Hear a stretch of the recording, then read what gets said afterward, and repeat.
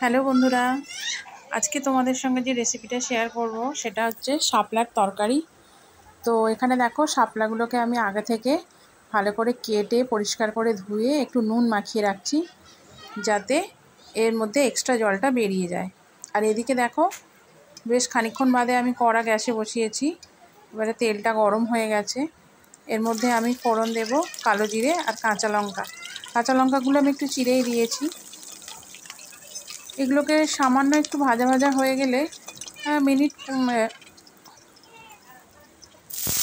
এগুলো জাস্ট 10 থেকে 15 সেকেন্ড একটু ভাজা ভাজা হয়ে গেলে আমি এর মধ্যে দিয়ে দিচ্ছি শাপলাগুলোকে একটু হাই ফ্লেমে রান্না করতে হবে, কারণ এর থেকে ভীষণভাবে জল বেরোয়। আর আমি এখানে একটু অল্প নুন অ্যাড করলাম, কারণ প্রথমে যেহেতু আমার নুন দেয়া ছিল। এর মধ্যে আমি একটু হলুদ দিয়ে দিলাম, দিয়ে ভালো করে নেড়ে নিলাম। এবারে এখানে আমি স্বাদ মতো একটু চিনিও দিয়ে দিচ্ছি, যাতে টেস্টটা আরেকটু ভালো হয়।